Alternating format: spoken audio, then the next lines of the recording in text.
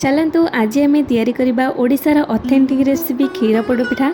सब पोड़पिठा मानक भर राजा क्षीर पोड़पिठा नारे जमती टेस्ट सेमती। जदि रजरे यही पोड़पिठा बनैकी खाइन ताहले रजटा रज भाया लगी न थाए। तो चलतु आउ डेरी नक आज रेसिपी स्टार्ट करवा। यदि आपण मैंने केबे भी क्षीर पोड़पिठा बनैकी खाई ना ताले थरटे ये रेसिपी को बनई खातु। ये आपण मैंने देखिपे पोड़पिठा मोर केते कौलिया एकदम छेनापोड़ भली नरम मैंने पार्टी दौ दौ ही मिल जाव। छोट छोट टिप्स सहित आपण सागर आज मु क्षीर पोड़पिठा शेयर करी। दयाकोरी वीडियोटी फुल वॉच करेंगे। वीडियो भल लगे लाइक करेंगे, शेयर करेंगे और सब्सक्राइब करने को जाना भूलें। नमस्कार, आपन को आम यूट्यूब चैनल दृष्टिज किचन ओडिया रे अनेक अनेक स्वागत। तो चलतु आज रेसिपी स्टार्ट करवा। पोड़पिठा को बनाया मुझे नहीं अरुआ चाउल, यहाँ घर अरुआ चाउल अच्छी।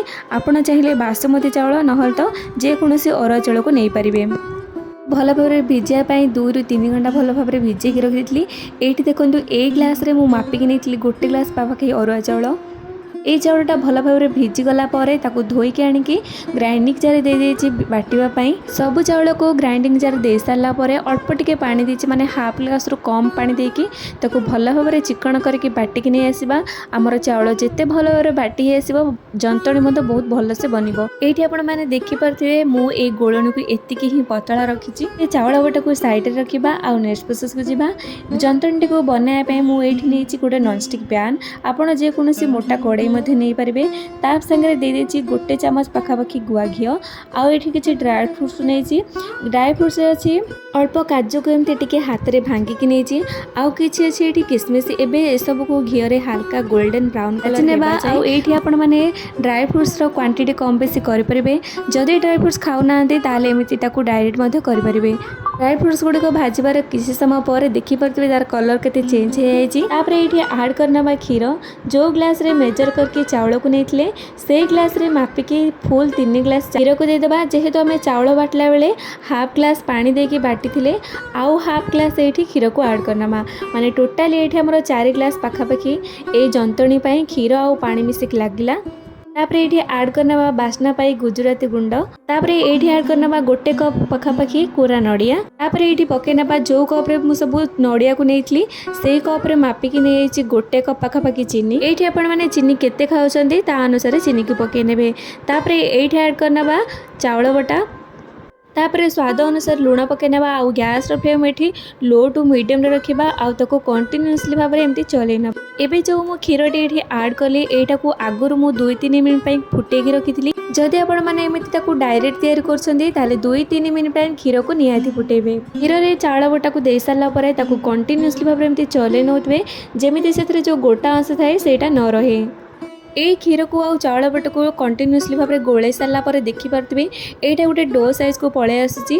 आ जेहेतु आम क्षीर पोड़पिठा बनाऊे यहाँ सेमितिया अटा चकटा भाया डोटी न रहा दरकार बस एमितिया कौलिया ही रहा। धीरे धीरे तार कलर चेंज हो तार कड़े छाड़ी आसो। ये आप देखिपे जंतणी आमर केते भल भाव में सीझी जाइए आ कड़े छाड़ी आसूँ। जंतणी भल भाव में सीझापी 7 ରୁ 8 मिनिट समय लगे। जंतणी आमर जिते भल भाव में सीझ आम पोड़पिठा मत बहुत ही बढ़िया बनब। एबे आपको साइड रखा आउ नेक्स्ट प्रोसेस को जीवा। पोड़पिठा को बनायापी मुझे नहीं गोटे कड़े दे देछि कदली पत्र सब दे सारा पर ये ऐड कर गोटे चामच पाखापाखि गुआ घी को पत्र सारा सबुआड़े लगेदेवा। एबे ततला ततला जंतणी को कड़े सब सेट करनवा। सब जंतणी को कड़े दे सारा पर हाथ में टिके घी कि पानी लगे कि जेहेतु ततला ततला अच्छी तेणु जल्दी जल्दी ही ताको सेट करनवा। जंतणी जदि आमर टिके ठंडा हो जाता ताहले आमर सेटा भल भाव में डोटा नहीं न था माने सेपटा नहीं न था। ये देखिपे हाथ में सेट कर नहीं ना तो एमती गिनारे ताको चापी चापी देवे।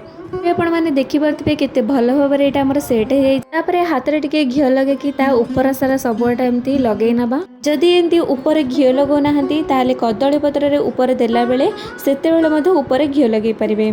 यहाँ सेट हो नड़िया आउ काजू ताको गार्निशिंग करवा। आपण मैंने देखिपे क्षीर पोड़पिठा आमर केते बढ़िया सुंदर दिशुची। केबे भी क्षीर पोड़पिठा ट्राए करना थरे ये रेसिपी ट्राए करूँ। देखिए सब पोड़पिठा ठू यही पोड़पिठाटा आपको बहुत ही बढ़िया लगे। एबे पोड़पिठा पोड़िया रेडी होपर आम ऐड करना कदली पत्र सब सेट करके देदेबा। 2-3 भल भाव में कदली पत्र को सेट करना। एमती गोटे नॉनस्टिक कभर देकी भल भाव में सीझापी पाखापाखि 30 minute low to medium flame रे बसई नवा। मु गोटे कड़े तैयारी करुँची आपड़ चाहिए जेकोसी नॉनस्टिक कड़े तैयारी करेंगे बहुत ही सुविधा हम। पाखापाखि 30 minute low to medium flame सिझिला एपट साइड को पोड़ापी एमतिया गोटे तावा नहीं आउ एमतिया कपड़ा साहाय्य लेउटे नवा। से किसी परिश्रम लगे बहुत सहजरे यहाँ लेउटीज ये देखिए केते भल भाव में लेउटी जाइए बेसी किसी परिश्रम लगे ये बहुत सहजरे यहाँ बाहरी पड़ो ये देखिए केते भल भाव में लेउटी जाइए। एबे गोटे पट साइड तो पोड़ी जाइए आपको एमती खाईपारे जेहेतु आम पोड़ पिठा तैयारी कर दी पट साइड तो पोड़ा निहात दरकार। एबे से सेम प्रोसेस रे gas flame low to medium flame रखिकी आउ 15 मिनिट पोड़ापी छाड़ा। आमर रेडी हो क्षीर पोड़ पिठा बहुत कम समय बनिकी रेडी होबे आमर रेडी होशार ऑथेंटिक रेसिपी क्षीर पोड़ पिठा। या गोटे राति रखी सारापर सकाळे ही ताको काटी आपन चाहिए 3 ରୁ 4 घंटा भल भाव ठंडा है काटी पारे। डेरी करंतुनी ए रेसिपीटी को घरे बनै खातु आ रजर मजा उठातु। आशा करुँचे आजर भिडियोटी आपण मानक भल लगे लाइक करेंगे शेयर करेंगे और सब्सक्राइब करने को जमा भी भूलें।